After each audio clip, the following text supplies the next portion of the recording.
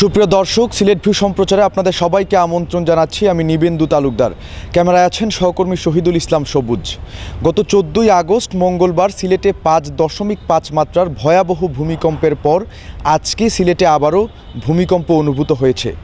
একের পর এক এই ধরনের ছোট বড় ভূমিকম্প সিলেট সহ পুরো দেশের জন্য মহা অশুভ সংকেত নিয়ে আসছে, এমনটাই মনে করছেন বিশেষজ্ঞরা। আজকে যে ভূমিকম্পটি অনুভূত হয়েছে তার মাত্রা খুব বেশি না থাকার কারণে অনেকেই ভূমিকম্পটি টের পাননি, তবে যারা টের পেয়েছেন তাদের মধ্যে একটি আতঙ্কের সৃষ্টি হয়েছে। সিলেটে আবারও মঙ্গলবার দুপুর 1:14 আজকে এই ভূমিকম্পটি অনুভূত হয় রিক্টার স্কেলে, যার মাত্রা ছিল 4.6। সিলেট আবহাওয়া অফিস সূত্রে জানা যায়, সিলেটের জৈন্তাপুর থেকে 18 কিলোমিটার দূরে ভারতের ডাউকিতে ভূমিকম্পের উৎপত্তি স্থান। এ সময় সাধারণ মানুষের মধ্যে আতঙ্ক ছড়িয়ে পড়ে, তবে তাৎক্ষণিকভাবে কোনো ক্ষয়ক্ষতির খবর পাওয়া যায়নি।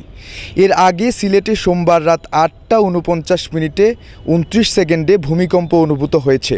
5.5 মাত্রার ওই ভূমিকম্পের উৎপত্তিস্থল ছিল সিলেটের কানাইঘাট ও ভারতের মেঘালয় মিলে তৈরি হওয়া ডাউকি ফল্ট বা ডাউকি চ্যুতি।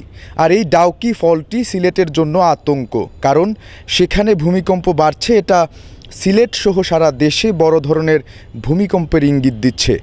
দুর্যোগ ব্যবস্থাপনা অধিদপ্তরের হিসাব অনুযায়ী সবচেয়ে তীব্র ভূমিকম্পের ঝুঁকিতে রয়েছে সিলেট এবং পার্বত্য চট্টগ্রামের 3টি জেলা।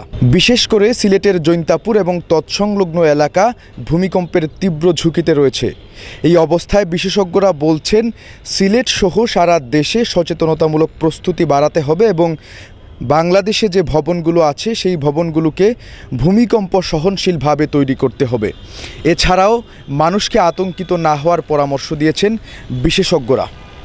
দর্শক, এই ছিল সিলেটে আজকে অনুভূত হওয়া ভূমিকম্প নিয়ে, এবং একের পর এক যে ভূমিকম্প অনুভূত হচ্ছে তা বাংলাদেশ সহ সিলেটের জন্য কী ধরনের সংকেত বহন করছে এই বিষয়ে আমার কাছে সর্বশেষ খবরাখবর।